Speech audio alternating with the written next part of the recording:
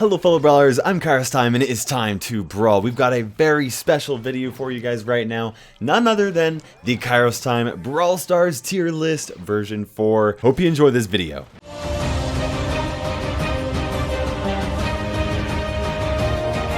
Now, before we jump into the actual tier list, I did want to give a plug to the Reddit post that I posted in the link in the description below. You're definitely going to want to check that out, especially if you want to see a general tier list, which compares all brawlers for all game modes overall, on top of a picture that you can download that has all of these tiers right on your smartphone. Okay guys, let's go ahead and start off with gem grab. Make sure you grab this screenshot right now so that you can save it for later. You'll notice the up arrows and the down arrows representing whether or not the brawlers went up a tier or down a tier since the last tier list. You'll notice Spike, Terra, and Nita all went from the A tier up to the S tier. Poco and Barley actually were not ranked in the last tier list and are both in the A tier now. We also have Penny, who is new to the tier list, and she is getting placed right from the beginning into the A tier. And then we have Crow going from the S tier down to the A tier. For the B tier, we have Brock, Shelly, and Frank all going from not ranked up to the B tier, where they are a good fit for gem grab. With the most recent balance changes for Brawl Stars,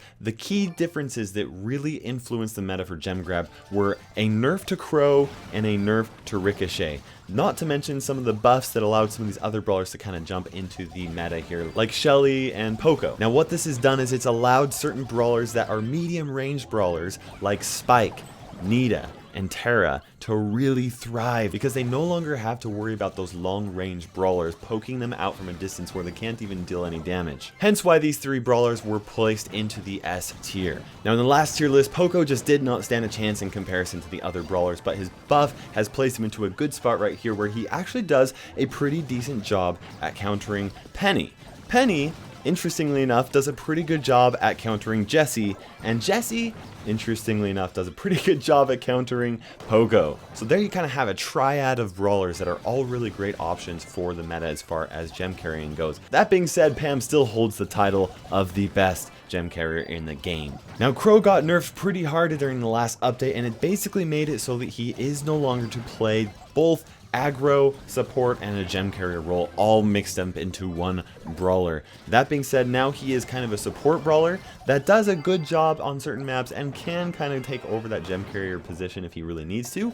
Still a great option, but not as strong as he used to be, and definitely not the #1 choice. I will quickly mention that Frank is on this tier list. He does not do really great on a lot of the maps that are open up, kind of like Hard Rock Mine, but for maps that have a lot of bushes, like Bone Box, he can actually do really well in the hands of the right player. On this, we have the Showdown tier list. We've got Dynamite, who moved up from the A tier up into the S tier, and Barley going from the B tier all the way up to the S tier. We also have Brock going up from the B tier to the A tier, and then we got Penny, Poco, and Bo all going from non-ranked up into the B tier. You will notice that Daryl, Bull, and El Primo were all removed from this Showdown tier list, which is shocking because they used to be the obvious choices in Showdown. We'll start off by talking about the throwers here, okay? So one thing it's important to recognize about this tier list is that it is based off of pro discussion. The pros taking the time to discuss which brawlers are the best in each game mode.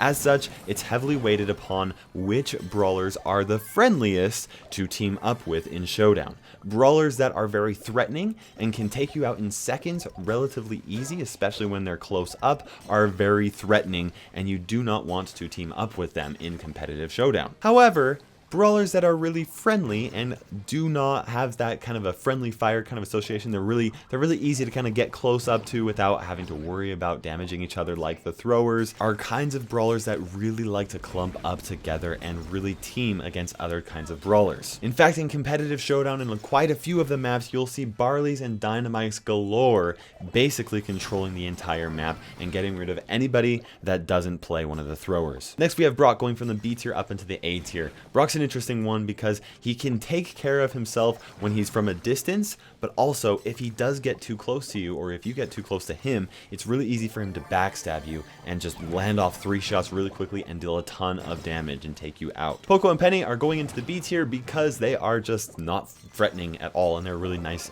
brawlers to kind of team up with. And Bo is going into the B tier for the sole reason of Feast or Famine. Bo is ridiculously overpowered in Feast or Famine because of his ability to see through those bushes, especially if you're good at kind of teaming up and getting some players to help support you and deal some high damage. Daryl, Bull, and El Primo are all getting removed from the tier list for Showdown simply because they're just so hostile. They're very threatening. Nobody wants to team with them because they can take you out in seconds. And now that names are hidden in Showdown past 300 trophies, nobody wants to trust them. Now we have Heist, which is very different than it used to be because of the additional safe. For Heist, we've got Barley going from the A tier up into the S tier. We've got Daryl going from the B tier all the way up to the S tier. Bull going from non-ranked up into the S tier. And then Shelly and Spike going from non-ranked up into the B tier. You'll also notice that Dynamite is going from the S tier down to the A tier. And then we have Ricochet who's going from the A tier down to the B tier. Now the first two brawlers that I want to talk about when it comes to Heist is Daryl and Bull. These two brawlers were very interesting previously, but because of their ability to charge up their super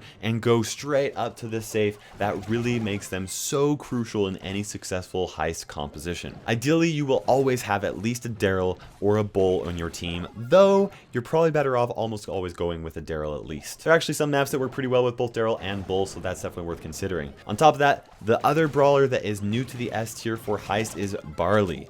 Barley is a very strong contender in Heist because of his ability to control a very large radius. On top of that, his super does a ton of damage while preventing the enemy team from kind of protecting their safe because of all that damage that goes on right there. But also, on top of that, Barley is a really good job, does a really good job at preventing brawlers from going through certain choke points, which are all over on Heist maps. In contrast, we have Dynamite, who does have a much higher damage per second than Barley does as far as being able to take people out with his regular attacks, but he does struggle a little bit more to control a bigger area. That being said, there are some maps that work really well with Dynamite because of his ability to use his star power to jump over walls and get closer to the enemy safe. Another change to this tier list is going to be Ricochet. Ricochet used to be pretty decent on Heist because he was able to kind of defend from a long range as well as control a big area of the field, but now that he received a damage decrease, it's actually a little bit more tricky for him to survive, and there are other brawlers like Colt that can blast through walls that makes it a little bit more difficult for Ricochet to actually be as successful. He's not a bad option, but there are better options right now. The last two brawlers I wanted to talk about for Heist are Shelly and Spike, coming from a non-ranked position up into the B tier. The reason why both of these brawlers are here is because they do such a good job at taking care of enemy tanks. Spike especially is a really hard counter to brawlers like Bull and Daryl. For certain maps where you're likely to see both a Daryl and a Bull,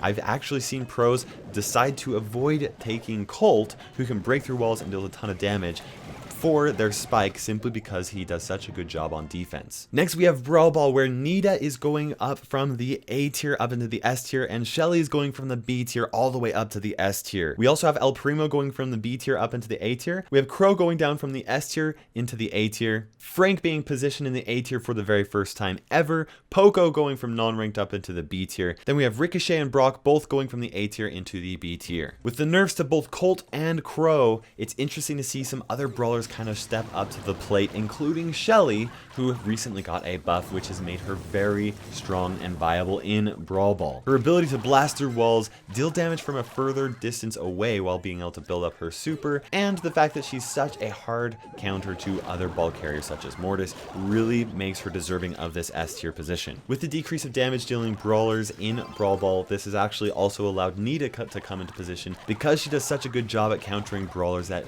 basically focus just on control. She's a very hard counter to Mortis, Frank, even Terra as well, which makes her a really excellent choice right now. Now we have El Primo going into the A tier, and I did want to quickly mention that him along with Mortis actually could rank anywhere between the S tier and the F tier. It really depends on the skill of the player that's playing them because they really do take a lot of skill, but if you can do so, there's nothing better than having a really skilled Mortis or El Primo on your team to carry the ball. With Crow's nerf, he's actually becoming less viable in Brawl Ball. He still does a pretty decent job, but his damage output just isn't strong enough to really take care of enemy ball carriers that are really tanky, and as such, he is going down into the A tier. We also do have Frank, who's being placed in the A tier for the very first time ever. Frank really seems to be like an underwhelming brawler in most game modes, but in Brawl Ball, he's extremely strong, especially if you have somebody that knows how to play him. Not only can he break walls and carry the ball because of his tankiness, he does a great job at controlling the field and and possibly even completely turning the game around by clearing all 3 enemy brawlers. A well-placed stun on his part can be the difference between a victory and a loss. Poco's coming into the tier list here for the first time in Brawl Ball simply because he does such a good job at controlling the field. Then you'll notice that Ricochet and Brock are going down in the tier list because of Rico's decrease in damage per second and the fact that there seems to be better options than Brock at the moment. Next we have Bounty, which honestly actually has not changed very much. The only noticeable changes here is that Penny is going from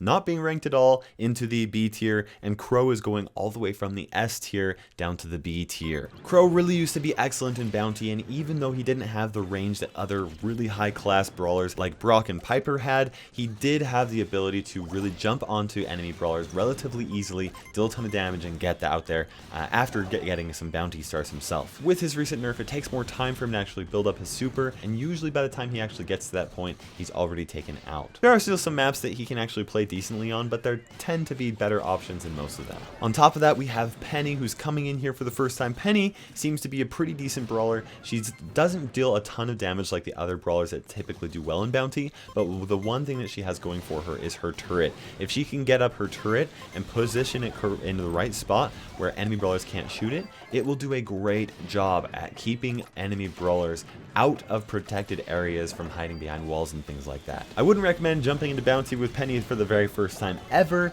but if you've got some good skills at aiming and dodging, she might actually be a really great option for you. Duo Showdown is coming to the tier list for the first time ever. Really exciting to see how the meta has actually shifted. In the S tier, we've got Brock, Piper, Colt, Spike, and Terra. In the A tier, we've got Barley, Ricochet, Crow, and Dynamite. And finally in the B tier, we've got Bull, Shelly, Pam, Penny, Jesse, and Poco. Now, after talking to the pros, I finally found out the secret to success in Duo Showdown, and that is to have one brawler that does a good job at dealing a ton of damage, typically from a distance, and then another brawler that does a great job at kind of controlling the field. You'll see right here in the S tier, we got Brock, Piper, and Colt that do a good job at filling that first role, and then we have Spike and Terra who do a good job at filling the second role. Additionally, you have brawlers like Dynamite and Barley do a good job at keeping people pushed back and away from enemy walls, which really pushes people back into other teams. Then you have the oddball brawlers in the B tier that typically rely on really solid teamwork to really play successfully. Thank you so much for watching. Make sure you check out the link in the description below to the Reddit post so you can get that good graphic for you. Lastly, I wanted to give a huge thank you to all of the pro players for helping create this tier list and really discussing the fine nitty-gritty details in placing all these brawlers correctly. A huge thank you to the following brawlers. We got Corey, Cradu, Death Star, Ice Spike, Ilvstria, It's the U Day, Keenan, Lex, LOL, Master Walrus, Money Capital, Olive Oil, Pika Boy, Portal, Probert, Prodigy, Real Canadian, Shadow Jutsu, The Secret, Wave Rider, and Yump. You guys are the real MVPs. Hope you enjoyed the video, guys. For now, this is Kairos time ticking by, and we will see you in Brawl Stars.